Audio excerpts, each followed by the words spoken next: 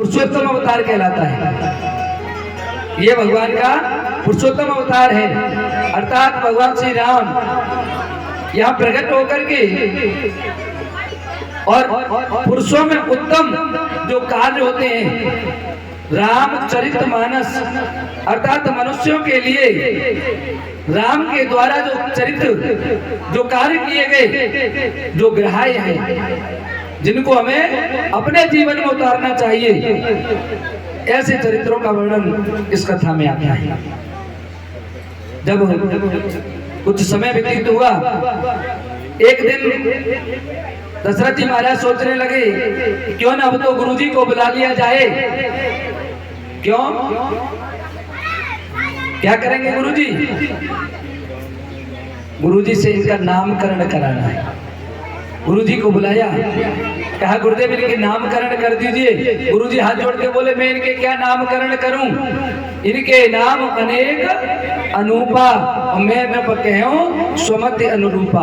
हे राजन, इनके तो नाम अनेकों हैं, कोई कुछ कहेगा कोई कुछ कहेगा, लेकिन फिर भी अगर तुम कहते हो तो मैं अपनी मति के अनुसार और थोड़े बहुत नाम आपको बता देता हूं। वैसे तो इनको जो जिस नाम से पुकार ले ये उसी से प्रसन्न हो जाते हैं, प्रकट हो जाते हैं। लेकिन फिर भी मैं आपको इनके एक दो नाम बता देता हूं। जो आनंद सिंधु सुख राशि, जो सुख के सागर हैं, आनंद देने वाले आनंद कंद, ऐसे सीकर त्रैलोक सुपासी, ये तीनों लोगों को आनंद देने वाले, सुख देने वाले, सो सुख धाम राम अस नामा। इनका नाम जो सुख के धाम है, सुख के सागर हैं, इनका नाम है राम। अखिल लोकदायक विश्रामा, ये संपूर्ण संसार को विश्राम देने वाले हैं, अर्थात पूरे संसार को एक नया अनुभव देने वाले हैं। और कहने लगे विश्व भरण पोषण कर जोई और ताकर नाम भरता सा। जो विश्व में सबका भरण पोषण करता है, विश्व का भरण पोषण करने वाला है। आपका ये जो दूसरे नंबर का जो बालक है, ये क्या है? इसका नाम भरत है। और लक्षण धाम राम प्रिय सकल जगत आधार, गुरु वशिष्ठ ते ही राखा लक्ष्मण नाम उदार। जो लक्षणों के धाम, जिनमें लक्षणों का कोई कमी नहीं है, लक्षणों का पार नहीं है इनके अंदर, इतने लक्षणों वाले हैं। राम प्रिय, राम जी को जो सबसे ज्यादा प्रिय हैं। सकल जगत आधार, ये जगत, ये सृष्टि, ये पृथ्वी किस पर टिकी हुई है? शेषनाग। और ये शेषनाग इस पृथ्वी के लिए आधार का काम करते हैं। इस सकल पूरी संसार के आधार हैं। सकल जगत आधार गुरु वशिष्ठ ने ही रखा। गुरु वशिष्ठ ने इनका नाम लक्ष्मण नाम उदारता के साथ में कहा कि इनका नाम है लक्ष्मण, क्योंकि लक्ष्मणों की, इनमें लक्षणों की कोई कमी नहीं है और भगवान के मन के बिल्कुल समीप रहने वाले हैं, इसलिए इनका नाम लक्ष्मण है। जाके सुमिर तेरे को नाश, जिसका केवल स्मरण करने से, सुमिरन करने से हमारे शत्रुओं का नाश हो जाता है। आपके सबसे छोटे बालक का नाम शत्रुघ्न वेद प्रकाश। रामचरितमानस में शत्रुघ्न का इतना कोई कहीं औचित्य नहीं दिखाया गया, लेकिन सबसे ज्यादा अगर देखा जाए, सबसे ज्यादा जो कुर्बानी दी है, सबसे ज्यादा जो बलिदान दिया, किसने दिया? शत्रुघ्न। भगवान श्री राम पिता की आज्ञा मान करके बन जा रहे हैं।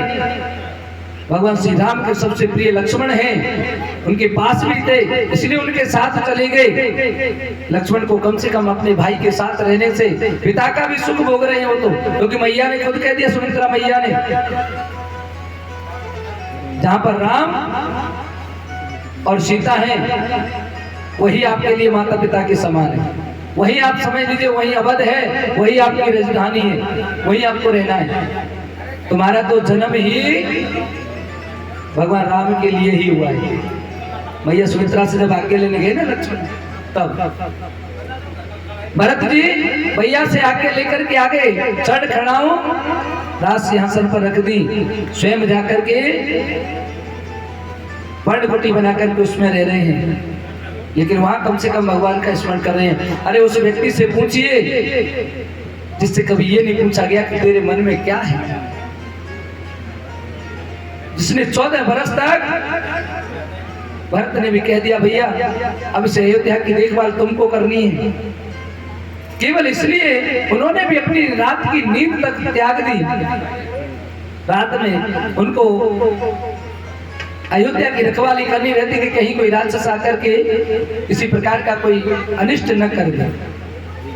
रातों में नींद में शत्रुघ्न कभी सोए नहीं। एक दिन की बात है, माता कौशल्या एक दिन रात में जागी, उन्होंने देखा कि कोई छत पर टहल रहा है। ऊपर जाकर के देखा सुरकीर्ति वहां पर टहल रही है। देखा बेटी क्या कर रही है? मैया अभी तक सोई नहीं तुम? नहीं मां, नींद नहीं है। अच्छा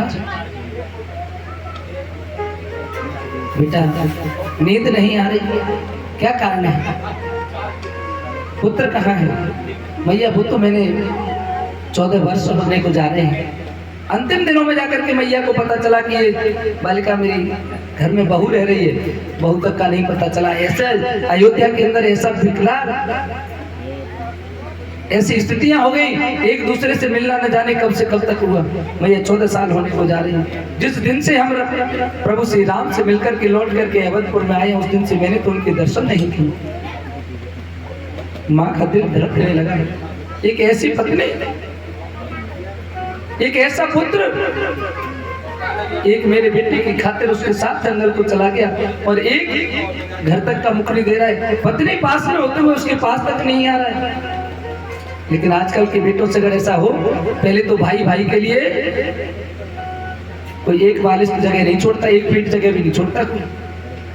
पैतृक जमीन हो, चलो जमीन खरीदी है उसका तो पैसा दिया है, लेकिन पैतृक जमीन हो और एक भाई दूसरे भाई से अगर कह दे कि भैया मेरी दीवार थोड़ी टेढ़ी हो रही है, इसको सीधा करने के लिए थोड़ी आपकी जमीन में से ले लूं क्या, तो कोई देने को राजी होता है? बंदूकें चल जाती हैं। एक व्यक्ति ऐसे हमारे पास आए, कहने लगे प्रभु राम कथा करवानी है। मैंने कहा किस उपलक्ष्य में? क्योंकि आदमी कोई न कोई उपलक्ष्य तो ढूंढता है। राम कथा किस उपलक्ष्य में करानी है? कहने लगा कि मैंने अपने भाई पर केस किया था, उस केस को मैं जीत गया हूं। मैंने हाथ जोड़ दिया, भाई मैंने तेरी कथा नहीं कर पाऊंगा। क्यों? क्योंकि रामायण हमें ये नहीं सिखाती कि एक भाई को दूसरे भाई पर केस करके जीतना है। अरे एक भाई को जब राज मिला तो उसने उसको ठोकर मार दी, दूसरे भाई ने जब उसको राज तिलक करने की बारी आई तो उसने ठोकर मार दी। इतना बड़ा राज जो संपूर्ण पृथ्वी के राजा हुआ करते, ऐसे राज को भी ठोकर मारने वाले भाइयों की कथा, और ऐसे भाई के यहाँ जाकर के कहें जिसने भाई पर कोर्ट में विजय प्राप्त कर ली, सुलक्ष्य में करा रहा है, ऐसी कथा तो कभी नहीं हो सकती। कोई औचित्य नहीं ऐसी कथा। आज नाम रख दिए, कुछ समय गुजरा, उधर में जंगल में तपस्या करते हुए भगवान श्री राम के थोड़े से बचपन की लीलाएं, जब भगवान श्री राम खेलते खाते फिरते हैं ना, तब सूरदास जी कुछ पदों में रसगान कवि कहते हैं कि धूर भरे अति शोभित श्याम जु, जैसी बनी सिर सुंदर चोटी, और खेलत खात फिरत अंगना, पग पेंजनी बाज पीरी कछोटी, और बात छवि को रस खान बिलोकत, भारत काम कला निधि कोटि, और काग के भाग बड़े सजनी, अरे हाथ सुन ले गयो माखन रो।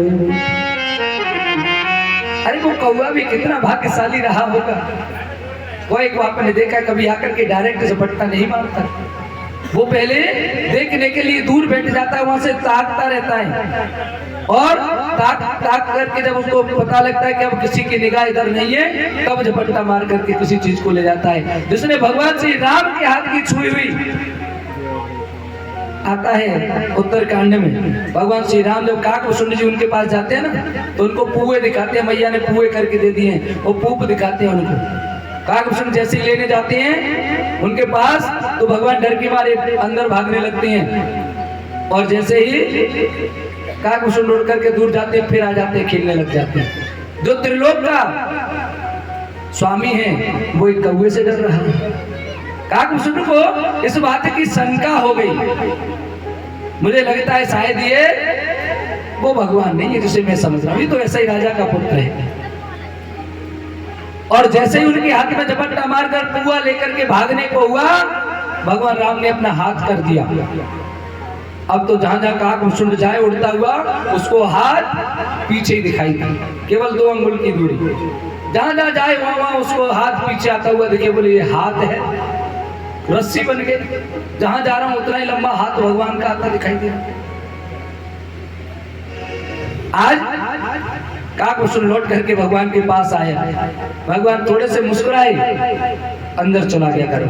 पेट में अंदर जाकर के देखा तो कुछ ही समय में ऐसा लगा उसको, इतने सारे ब्रह्मांड हैं, इतनी सारी व्यवस्था, इतनी पृथ्वी, इतने अयोध्या, इतनी काशी, इतने उसमें सारी चीजें उसने देख ली थोड़े से पल में। और ऐसा लगा जैसे एक एक स्थान में, एक एक ब्रह्मांड में 100-100 बरस तक रह करके आए हैं। और जब फिर भगवान मुस्कुराए, बाहर आकर के भगवान को नमन किया, प्रभु आपकी लीला तो आप ही है। ऐसे है मेरे भगवान श्री राम।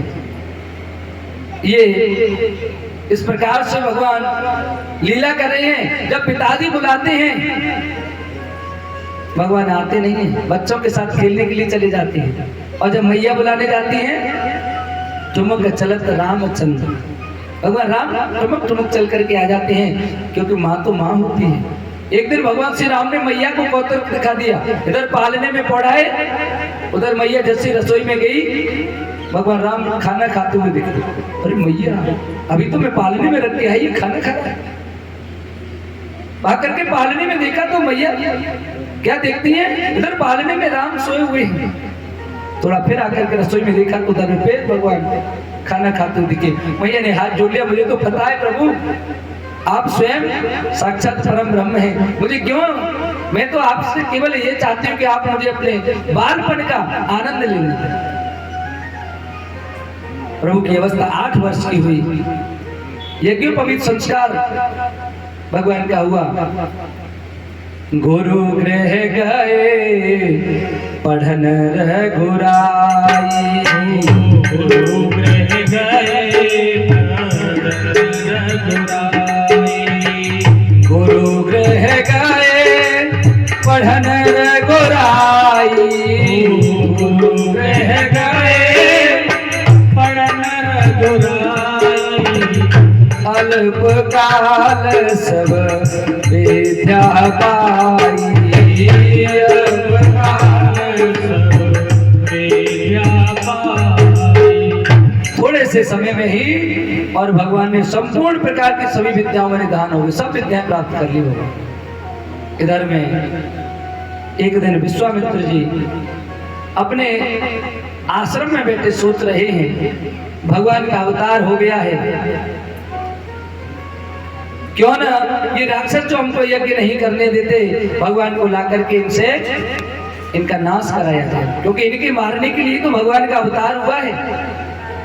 मुनि जब आए, अपने आश्रम में जब रह रहे, देखना हर व्यक्ति के स्थान प्रधानम न बल प्रधानम, हर वस्तु का अपना स्थान पर प्रधानता होती है। जब तक मैं इस व्यासपीठ पर बैठा हुआ हूँ मेरी पूजा है, लेकिन जब यूं रास्ते में होकर के निकलते हुए रोज निकल जाए, आपके लिए एक साधारण इंसान होंगे, कुछ भी नहीं है, फिर यूं आपकी श्रद्धा हमारे अंदर जाग जाए, वो एक अलग बात है। ये वही गुरुजी हैं जिन्होंने हमको कथा सुनाई थी, वो एक अलग बात है। यूं साधारण इंसान है, लेकिन इस व्यासपीठ पर बैठने के बाद आपके लिए पूजनीय हो जाते हैं। गंगा जब तक अगर कोई नाला गंगा में जाके मिल जाता है तो वो नाला भी गंगा बन जाता है। लेकिन अगर गंगा का जल ला करके किसी नाले में डाल दिया जाए, कोई पिएगा क्या उसमें से? अब गंगा जल पड़ गया, ये भी गंगा बन गई, कोई नहीं पीता है। लेकिन वो नाले जब गंगा मिल जाते हैं उसी में से आचमन कर लेते हैं। स्थान का प्रधानता है। जब विश्वामित्र मुनि, विश्वामित्र महामुनि ज्ञानी अपने आश्रम में रहते थे, तब तक महामुनि थे, महाज्ञानी थे। लेकिन मुनि आगमन सुना जब राजा ने सुना विश्वामित्र पधारे हैं, मुनि रह गए और मिलन गया बोले विप्र समाजा, ब्राह्मणों का समाज लेकर के, साधु संतों का समाज लेकर के मिलने के लिए पहुंच गए। कहिए महाराज कैसे आगमन हुआ? आज भगवान श्री राम को मिलाया, कहा भगवान आज आपने मेरे यहाँ आकर के बड़ी कृपा कर दी, मुझको सनाथ कर दिया, मैं अनाथ था, मेरे ऊपर कोई नहीं था, आप आए बड़ा अच्छा हुआ। लेकिन जब कहा अनुज समेत देव रघुनाथा, हे राजन मुझे उनके छोटे भाई लक्ष्मण के साथ रघुनाथ जी को दे दीजिए, राम को दे दीजिए। निश्चर वध में हो बसना था, निश्चरों का ये वध करेंगे और मैं भी, मुझे मेरे नाथ, मेरे भगवान, मेरे प्रभु मिल जाएंगे। जैसे ही मांगा, मांगने गए सुमर चुके। जो व्यक्ति किसी के मांगने के लिए जाता है तो समझ लो सबसे पहले अपनी आत्मा को मार देते हैं। जो भिखारी है ना, पता नहीं कौन व्यक्ति कितने प्रकार की बातें उनसे करते हैं, लेकिन उनके मन में कोई किसी प्रकार की भावना नहीं आती। क्यों? क्योंकि उन्होंने अपनी आत्मा को मार दिया होता है, पहले से ही मरे हुए के समान। जब तक अपने आश्रम में थे, महामुनि थे, मांगने के लिए जब राज्य की सीमा में आए तो मुनि रह गए। और जैसे ही मांग लिया राम लक्ष्मण को दे दो, और दशरथ जी महाराज क्या कह रहे हैं कि चौथे पन पायूं सुत चारी, चौथे पन पायूं सुत चारी, चौथे पन पायूं सुत चारी, चौथे पन पायूं सुत चारी, चौथे पन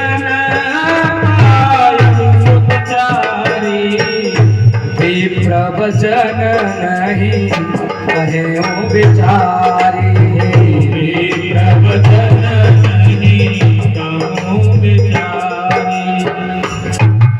जब मांग लिया तो क्या रह गए? महामुनि थे, मुनि रह गए, मुनि में से भी रह गए विप्र, विप्र वचन नहीं कहूं बिचारी। केवल पंडित जी रह गए बस। इतने बड़े महामुनि जिनकी पद धूल लेने के लिए बड़े बड़े राजा ये समझते हैं कि हमारा कितना बड़ा सौभाग्य होगा जब हमको इनकी पद धूली मिलेगी। और ऐसे गुरु जब मांग लिया तो मांगने के बाद विप्र रह गए। इसलिए अगर हमारे पास जितना है, कम है तो कम में संतुष्टि रखो, लेकिन किसी के पास मांगने मत जाओ। मांगने पर तो हमारी स्थिति अलग हो जाती है। आज कहा कि चौथे पन में मैंने 4 पुत्र पाए हैं, और वैसे भी महाराज राम देता नहीं बनते गुस्सा, चारों सुत प्राण की नाई और राम देता नहीं बने गुस्सा। हे महाराज वैसे तो मुझको चारों पुत्र अपने प्राणों की तरह प्रिय हैं, लेकिन राम को तो मैं दे नहीं सकती। क्यों नहीं दे सकते दशरथ जी? कुछ कारण है, बहुत बड़ा कारण है। दशरथ जी ने राम को देने से इसलिए मना किया क्योंकि दशरथ जी अपने बड़े पुत्र को अर्थात राम को पहले ही किसी को दे चुके थे, और एक बार अगर कोई वस्तु किसी को दे दी जाए तो उसका बार बार तो नहीं दे सकते उसे। गिद्धराज जटायु जब देवासुर संग्राम में ये दशरथ जी महाराज ऊपर आकाश से गिर रहे थे नीचे की ओर, जटायु ने देखा कि ये नीचे गिर रहे हैं, जाकर के इनको अपने पंखों पे ले लिया, नीचे उतार के लाई। प्राण रक्षा की। उन्होंने कहा कि महाराज आप मांग लीजिए क्या चाहते हैं। महाराज हम क्या चाहें, हमारे कोई संतान तो है नहीं जो हमारा कोई दाग क्रिया करे। मैं चाहता हूं कि मेरी दाग क्रिया मनुष्यों की तरह से हो। आप अपने बड़े पुत्र को मुझे दे दीजिए। दशरथ जी ने कहा है ही नहीं, फिर कहने में क्या जाता है, बोल तो दे देंगे। उन्हें क्या पता था कि हो ही जाएंगे, बोल दिया अगर हो जाएंगे तो दे देंगे। आवेश में आकर के कह दिया दे देंगे महाराज। और दूसरी बात, भगवान श्री राम को शुरुआत से ही क्या कहते हैं, भगवान श्री राम को कभी अयोध्या का राज्य मिला नहीं है, लेकिन फिर भी प्रविश नगर की जय सब काजा, हृदय राखी कौशलपुर राजा। हनुमान जी महाराज जब लंका प्रवेश करते हैं और लंकिनी कहती है कि आप नगर में प्रवेश करो, किसको हृदय में धारण करके, कौशलपुर के जो राजा हैं। और कौशलपुर का राजा कौन था, भगवान श्री राम। अच्छा इनको कभी राज तिलक हुआ नहीं, कौशलपुर के राजा कैसे हो गए। कौशलपुर की उनकी मैया है कौशल्या। ये मैया कौशल्या अपने पिताजी की इकलौती संतान, इनके कोई भाई नहीं था, भगवान राम के मामा जी नहीं थे। जब दशरथ जी के साथ विवाह हुआ तो उसी समय पर इनके नाना जी ने कह दिया था कि आपके जो पहला पुत्र होगा, मेरी बेटी का जो पुत्र होगा, वो पुत्र आपको हमें देना पड़ेगा। मैं आज से ही उसका राज तिलक करता हूँ। अगर ये पुत्र हो जाएगा तो वो हमारे कौशलपुर का राजा कहलाएगा। इसीलिए भगवान श्री राम कौशलपुर के राजा, बिना राज्य किए हुए भी कौशलपुर के राजा कहलाएगा। बोले रामचंद्र भगवान की। इसलिए उन्होंने कहा कि महाराज ये तो मैं दो जगह दे चुका हूँ।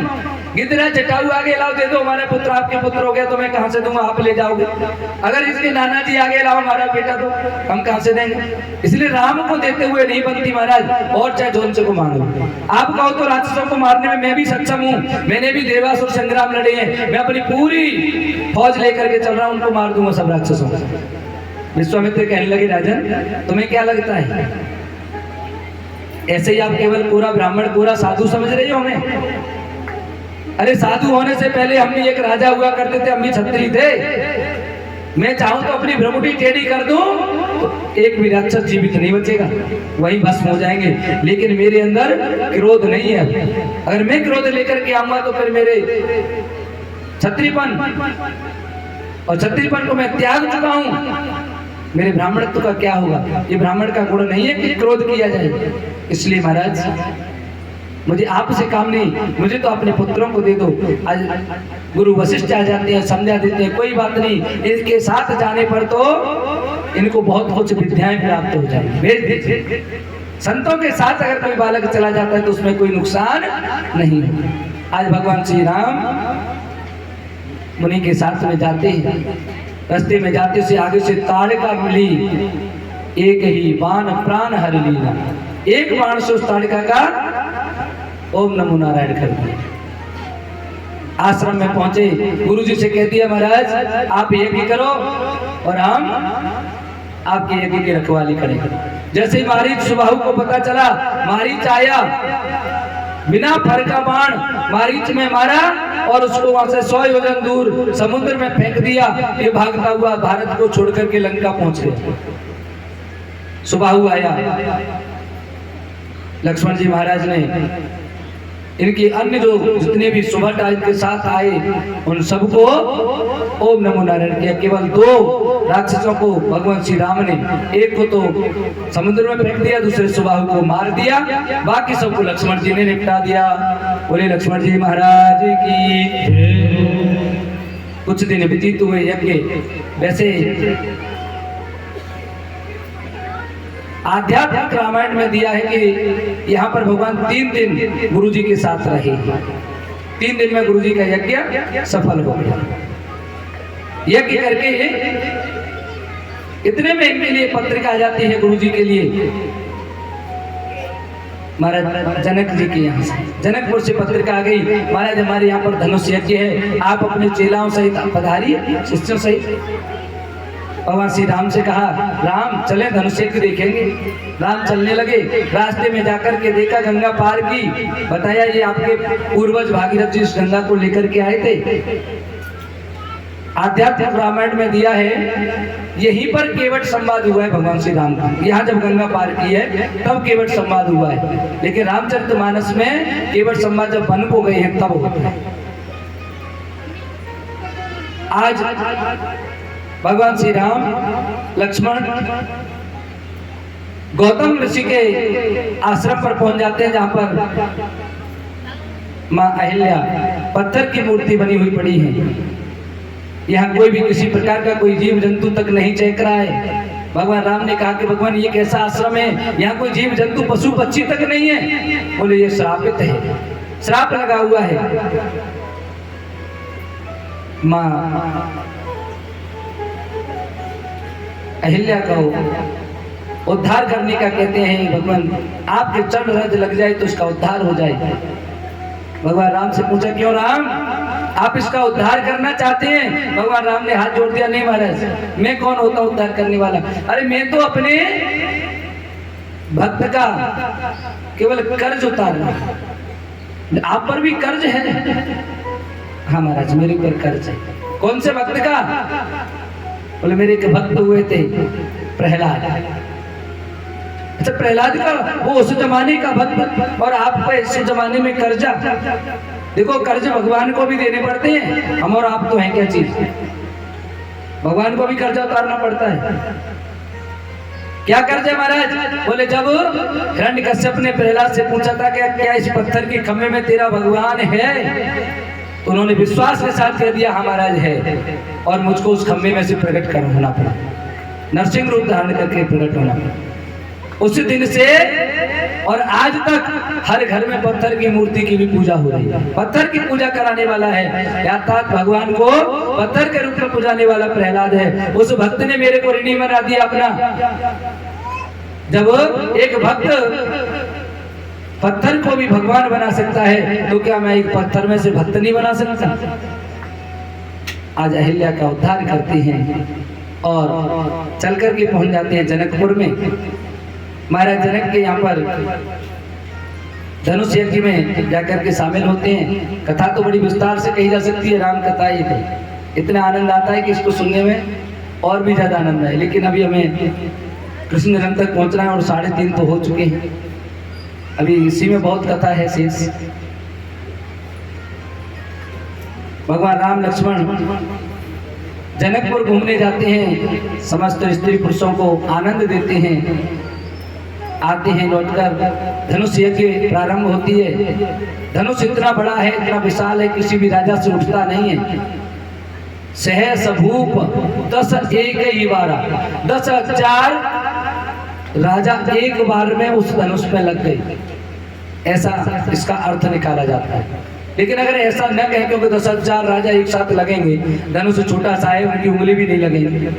लेकिन ऐसा न कह के हमें ये कह सकते हैं कि एक एक राजा में इतना बल था। जैसे पहले आजकल कहते हैं हॉर्स पावर, क्योंकि पावर कम रहेगी तो घोड़े से नापा जाता है, तब पावर ज्यादा होती थी तो हाथी से नापा जाता था। कितने गज, कितने हाथियों का इसमें बल है। भीम का कहते हैं ना 10,000 हाथियों का बल, ऐसे ही एक एक राजा 10,000 हाथियों के बल के बराबर था। इसलिए कहा गया है सहस भूप 10 एक ही बारा, 10,000 हाथियों के बल के बराबर एक एक राजा आया। उसने धनुष को उठाने की कोशिश की, लेकिन उठना तो दूर की बात, तिल पर हिला भी नहीं सकता। जब सब लोग विकल होने लगे, माता जानकी ने भी मन ही मन में विचार कर लिया कि ये जो सांवरा बैठा है ना, पहले ही पुष्प वाटिका में 4 आंखें हो गई थी, और उसी समय से सोच लिया था मनु जाहि राजो मिले ही सोवर सहज सुंदर सांवरो। गौरा मैया ने भी कह दिया कि तेरे मन में जो रच गया है और वो ही सांवरा तेरा पति होगा। आज जैसे ही भगवान श्री राम बगल में बैठे हैं, जनक जी ने देखा कि किसी झंडे को फहराना हो तो उसके नीचे डंडा लगाना पड़ता है। भगवान श्री राम धर्म की ध्वजा हैं, और इनको फेराने वाले डंडे कौन हैं?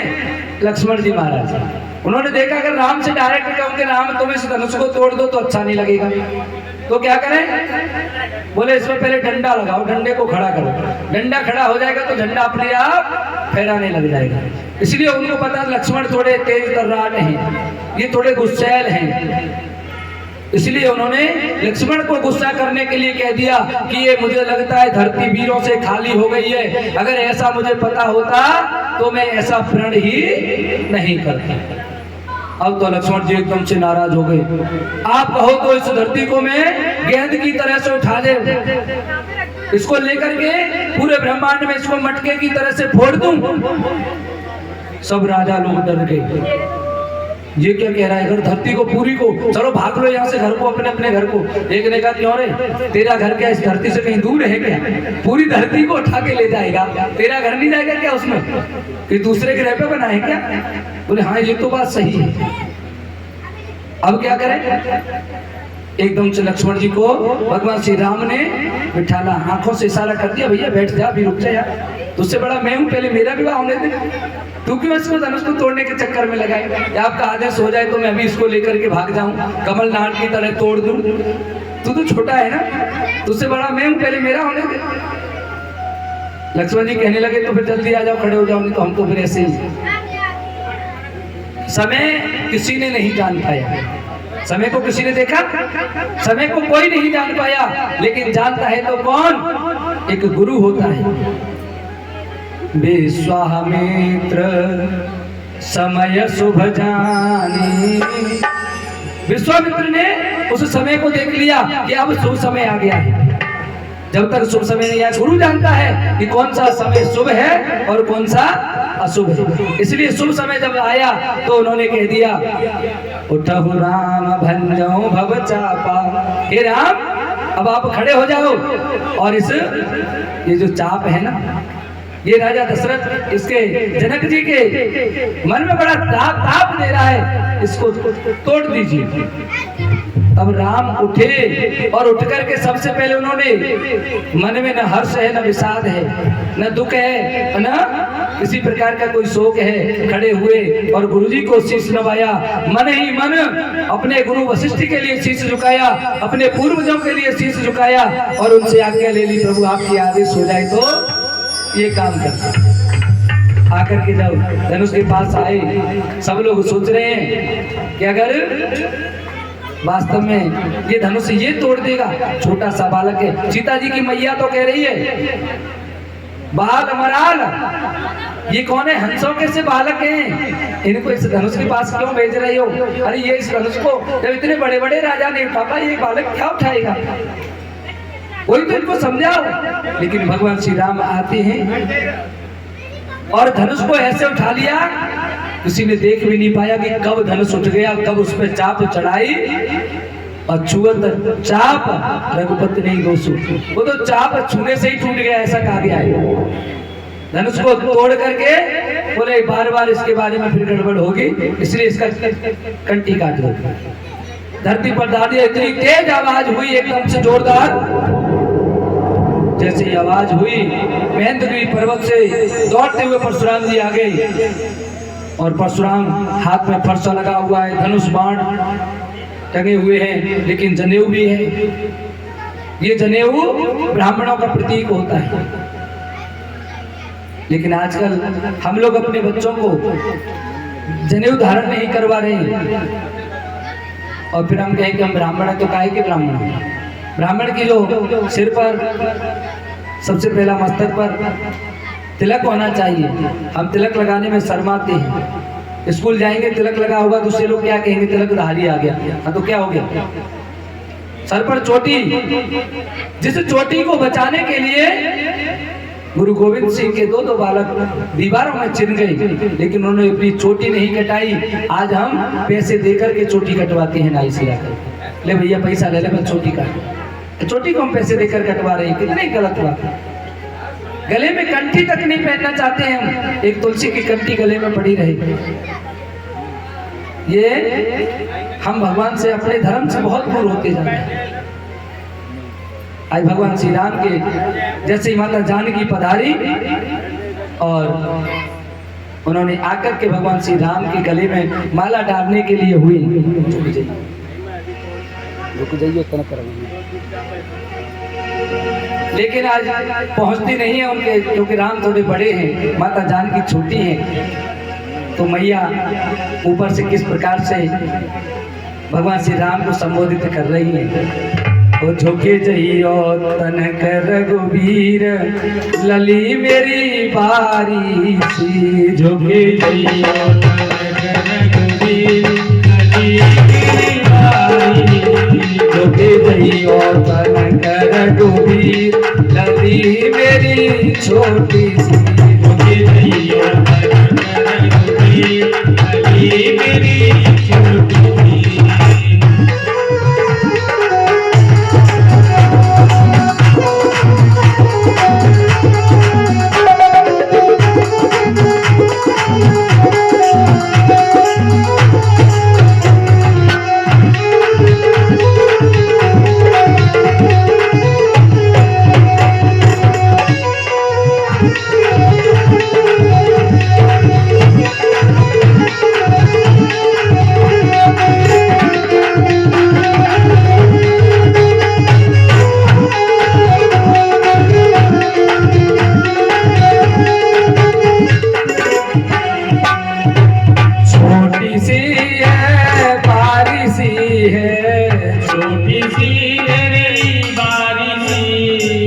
छोटी सी है बारिशी, छोटी सी है बारिशी। झुके जइयो झुके जइयो तनक रघुवीर, लली मेरी छोटी है। झुके जइयो तनक रघुवीर, लली मेरी छोटी है।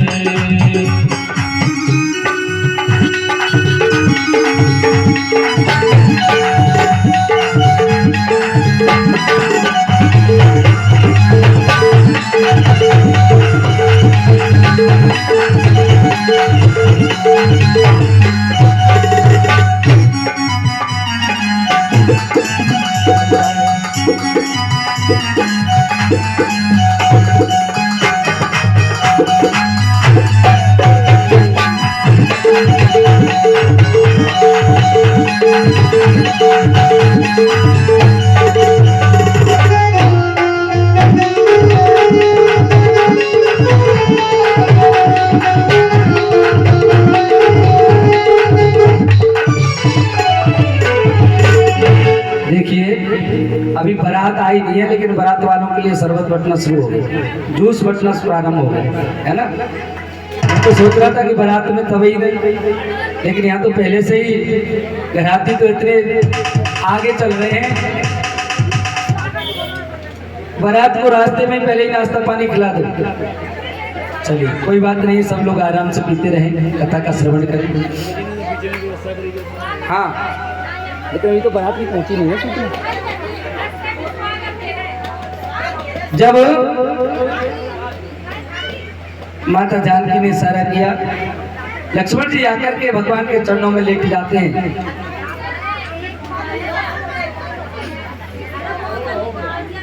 बोले राधे राधे। अब गिलास को हाथ में लेके मत कर देना राधे राधे, नहीं तो रह जाएंगे आधे आधे। हाँ किसी दूसरे के ऊपर ऐसे करेंगे राधे राधे, दूसरे का बेचारे का पीछे मुंह बिगड़ जाएगा। क्या हो गया? जल गया तो जलेंगे ही।